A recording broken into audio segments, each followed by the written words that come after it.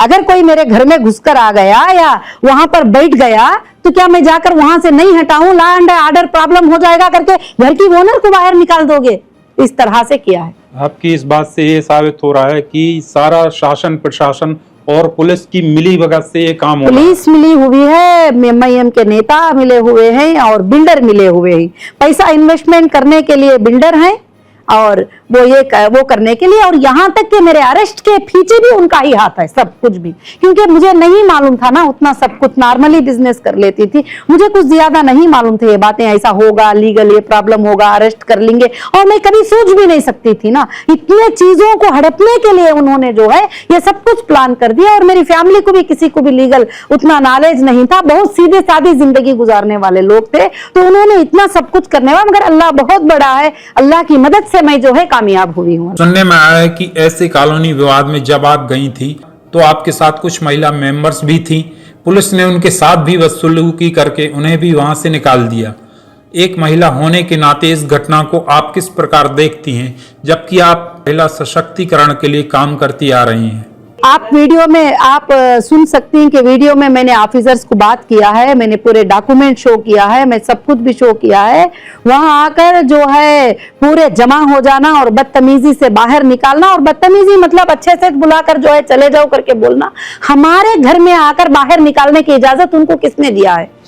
Madam, जहां तक कि आपके बारे में पता चला है कि आप एक शालीन व शांत स्वभाव की महिला हैं, लेकिन आप वहां अकेली महिला होते हुए पुलिस ऑफिसर्स व कुछ बिल्डर्स के साथ गुस्से में नजर आ रही हैं। ऐसा क्या मामला हुआ था, आप हमारे दर्शकों को बताएं। गुस्से की वजह ये थी कि हम चाहते हैं कि हमारे लोगों का मामला क्लियर हो जाए।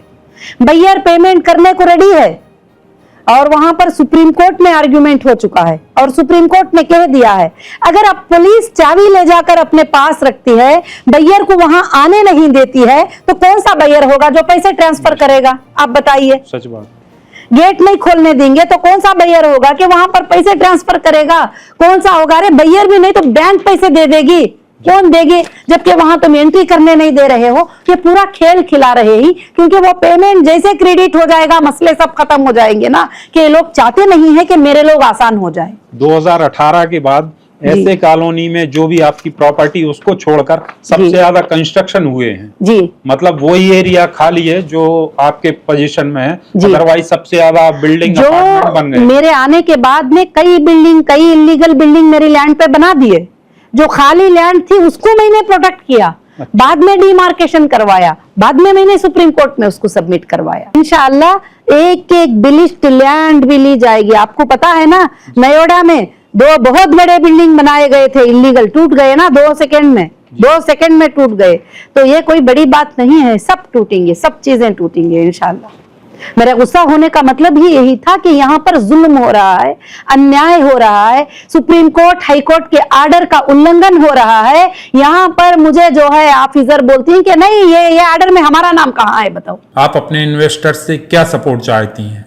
बस मैं मेरे इन्वेस्टर मेंबर हीरा ग्रुप के जितने भी ट्रेडर्स हैं, मैं उन सब से यही सपोर्ट चाहूंगी कि वो अल्लाह से दुआ करें और ऐसे जालिमों के जुल्म से हमारी कंपनी को अल्लाह ताला बचाए और ऐसे जालिमों के जुल्म से बचाए रखे, और हमारी कंपनी के जो मुश्किलें ही अल्लाह ताला जल्द से जल्द हल कर दे। और ये तुम अच्छे से समझ जाओ कि इसके पीछे कौन ही, बस इतनी ही मेरी गुजारिश है। मेरा कभी इरादा नहीं था कि ना तुम्हें नुकसान पहुंचाने का, ना पहुंचाने के लिए। आज भी रात और दिन मेरी दुआ है कि आपके घरों में बेहिसाब बरकतें आ जाए, बेहिसाब बरकतें आ जाए और मेरा काम हल हो जाए और मिनटों में मैं आपके घरों तक आपकी बरकतों को पहुंचा दूं। यही मेरी दुआ है बस अल्लाह से, और आप सब भी वो दुआ करें और मेरे साथ रहें बस इंशाअल्लाह। आप एक महिला हैं और अपने ही मुस्लिम भाई बहनों की वजह से आप तकलीफ में आ गई। आपके जो मेंबर्स कोर्ट में केस किए हैं, जिनकी वजह से आपको आपकी कंपनी को नुकसान उठाना पड़ा, अपने कोर्ट में इस FIR के माध्यम से कितना पैसा जमा किया, वह कितने लोगों को कोर्ट के माध्यम से अब तक पेमेंट हुआ? सुनने में आया है कि SFIO की चार्जशीट में किसी व्यक्ति को कुछ करोड़ रुपए दिए जा रहे हैं, जबकि वह कंपनी का मेंबर भी नहीं है। इस तरह की बहुत सारी बातें उस चार्जशीट में हैं।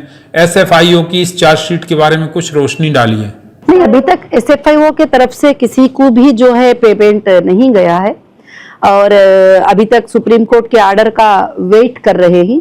और जो बाकी रही बात 29 FIRs की, वो एक बोनोफाइड था बताना सुप्रीम कोर्ट को कि ये हम जो है पे करने के काबिल हैं, हम कोर्ट्स को पे करेंगे। हमने कोर्ट्स में डीडीज जमा किया, अब कोर्ट्स की मर्जी जो भी है वो ये करे। मगर जिन्होंने भी FIR किया अपने कॉन्ट्रैक्ट को ब्रीच करते हुए किया, अपने कॉन्ट्रैक्ट को तोड़ते हुए किया, जबकि उन्होंने साइन किया है कि नफा और नुकसान में हम हिस्सेदार हैं, और हर जगह लिखाए हैं कि 30% प्रॉफिट देने को कहा, देती करके बोले 40%। कब कहा कंपनी ने? हर एग्रीमेंट में है। चलो तुम पढ़े लिखे नहीं तो तुम्हारा बेटा तो पढ़ के सुना दिया होगा, तुम्हारी बहन तो पढ़ के सुना दी होगी, तो उसमें लिखा है कि पॉइंट नंबर 12 में नफा और नुकसान में भी तुम हिस्सेदार हो। नफा अगर प्रॉफिट आएगा, लॉस आएगा, दो में भी तुम हिस्सेदार हो।